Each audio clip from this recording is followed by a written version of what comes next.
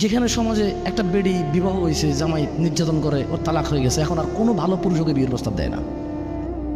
কিন্তু ওই বেটা ঠিকই টাকার জোরে, গরমে, সামাজিকতা, তার আধিপত্য, তার পরিচিতি, ঠিকই আরেকটা বিয়ে করে ফেলছে। মহিলাটা আগে বিয়ে হয়েছিল, কই অমুক জায়গায়, তো ঘর থাকে নাই, না তালাক হয়ে গেছে, তাই দিয়ে দিছে। আচ্ছা, নিশ্চয়ই বেটির সমস্যা আছে। মানে হাতে বেটা কি এমনি, হাতে কি এমনি বিয়ে করছে, তার শখে তালাক দিয়ে দিচ্ছে। কোনো বেটা চায় তার বেটি তালাক দিয়ে দিতে, সব দোষকার মহিলার। যেখানে বিধবা মহিলাকে কেউ বিয়ে করতে চায় না, যেখানে ডিভোর্সি মহিলাকে কেউ বিয়ে করতে চায় না, আবার আরেক সিস্টেম চালু হয়েছে, এখনো পোলা এক বিয়ে করে নাই, ডিভোর্সি মহিলার পিছনে পাগল। কেন? সুন্নত আল্লাহ নবী সাল্লাল্লাহু আলাইহি ওয়াসাল্লাম বলছে। তুই চিনোস কেমনে রে?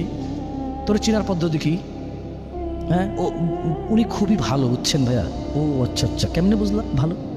মানে আমি তো আসলে অবজার্ভ করেছি, বুঝছেন, কথাবার্তা বলেছি, চাল চলন খুবই ধর্মভীরু, সবসময় নামাজের কথা, আল্লাহর কথা বলে, সবসময় এগুলো বলে, রাইট?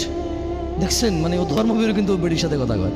আরে তোমার যদি বিধবা মহিলার ইচ্ছা করে বিয়ে করতে, ঘটককে বলো, কারা বিয়ের মিডিয়া আছে ওদেরকে বলো, তোমার বাপকে বলো যে আব্বা আমি বিয়ে করব, তবে আমি একজন ডিভোর্সি মেয়ে বিয়ে করব। আব্বা আমি বিয়ে করব, আমি একজন বিধবা মেয়ে বিয়ে করব। যদি কোনো বোন বিয়ে বসতে চায়, সে বলবে যে আব্বা আমি বিয়ে বসবো, তবে আমি কুমার ছেলের কাছে বসবো না।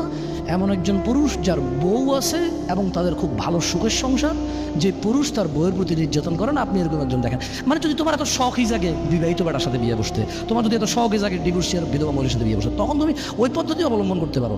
নিজে নিজে কানেক্টেড হয়ে যাওয়ার দরকার নেই। ওখানে তো জানা সৃষ্টি হবে, কি সৃষ্টি হবে? আল্লাহ আমাদেরকে বুঝার তৌফিক দান করুন।